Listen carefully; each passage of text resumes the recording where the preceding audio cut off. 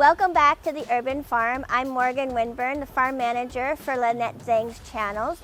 I am going to show you today a project that you can start anywhere at any time.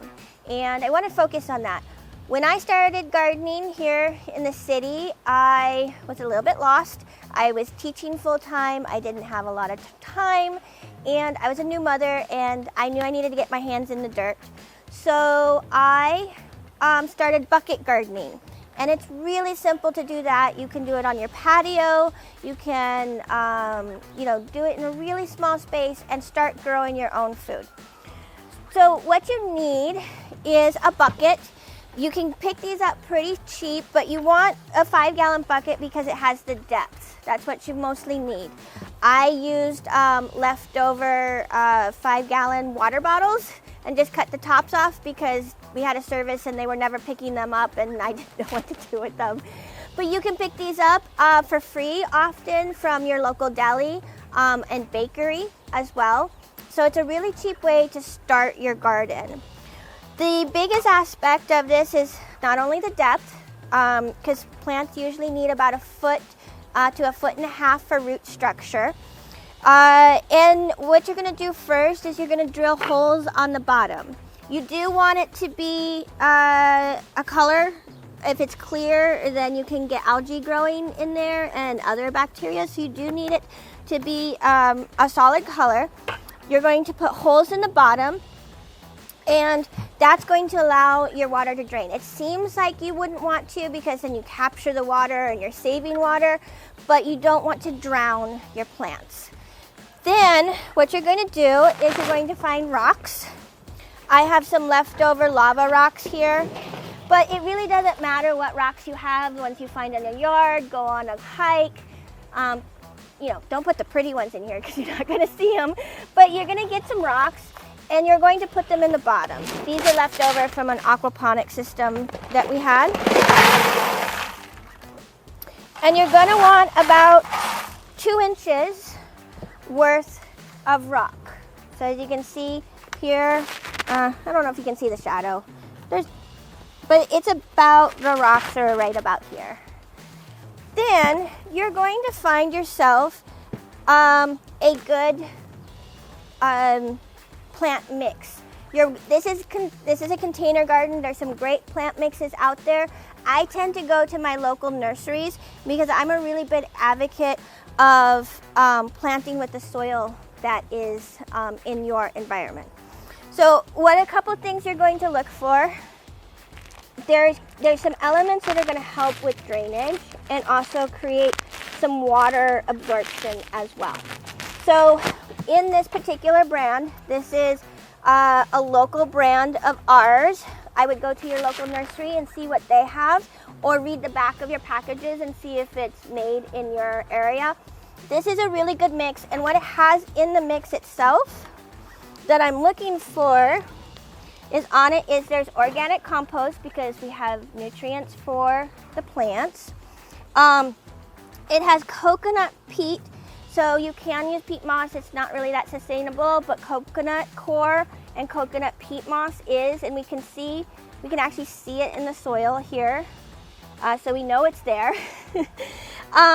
It also has perlite right here, which will help with water absorption, pumice, and vermiculite, and then it also has a fertilizer in it. A lot of people make the misconception that nature takes care of itself. The problem is this is not nature. We have taken nature out of the element, and now we have to make sure that we're putting that back in. We are stewarding this little tiny piece. It's kind of like if you cut off your pinky, you don't expect it to grow back and be able to sustain itself. Well, this is kind of like the pinky of Mother Nature. We need to be able to take care of our little piece of land. And so making sure that you have fertilizer in it is really good, and I am always going to advocate for using natural fertilizers. In later videos, I'll show you how to make that yourself.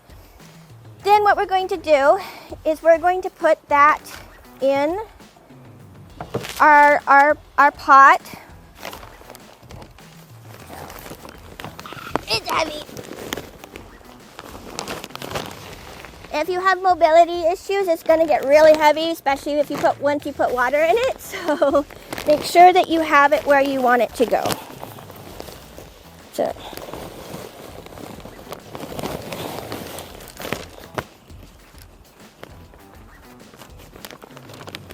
We're going to fill it to the top because once you water it, it's going to sink. There's a fluff factor to all soil. So it is going to start breaking down. So you want to fill it and be generous with your fill.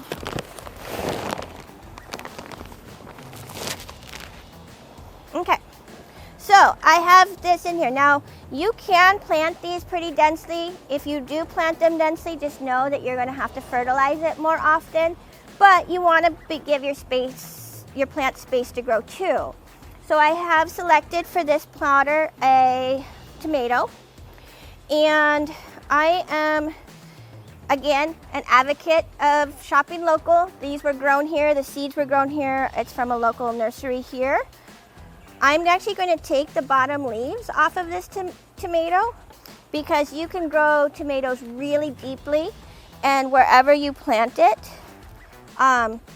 underground, then it's going to produce more roots and be stronger.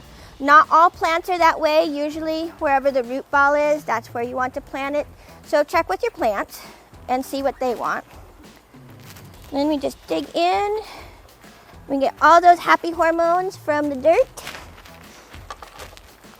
And we just dig it in there.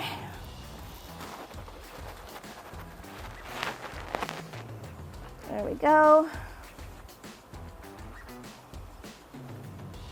And that's kind of the fun of it, is also researching what plants you want, experimenting.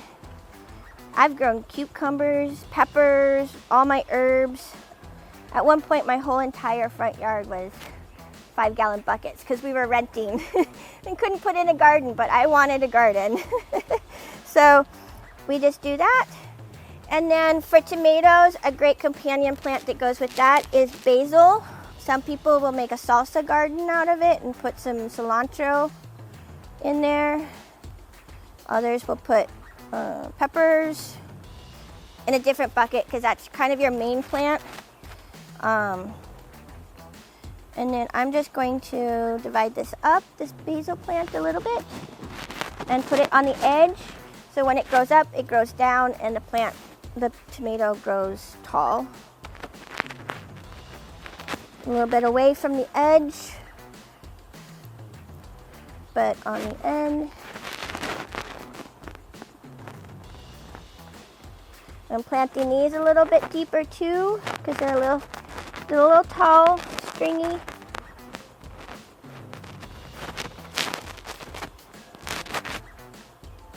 This really well, because what that's going to do is it's going to push any roots or any air that's right up against the roots.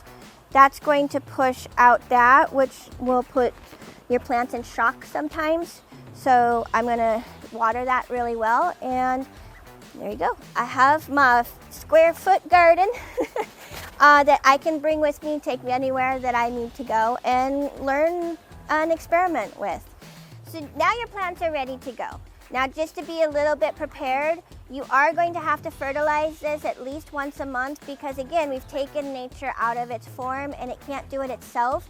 Tomatoes are one of the more finickier plants. It's not really a good starter plant, but it's a good starter plant to learn from because you're going to learn about how to navigate the color of what nutrient deficiencies it's going to have from the color of the leaves.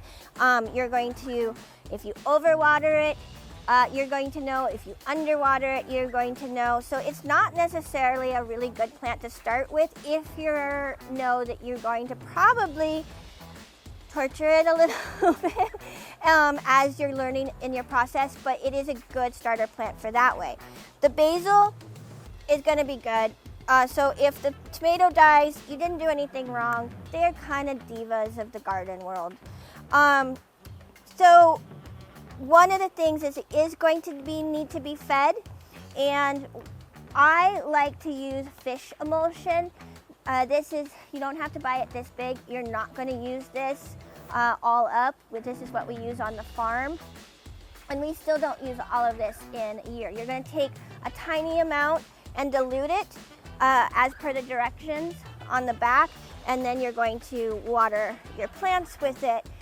In later videos, we'll talk about what the numbers on the back mean, the 5111, and what to look for and what certain plants will need. But this is a low-grade fertilizer, but it is great. The plants love it.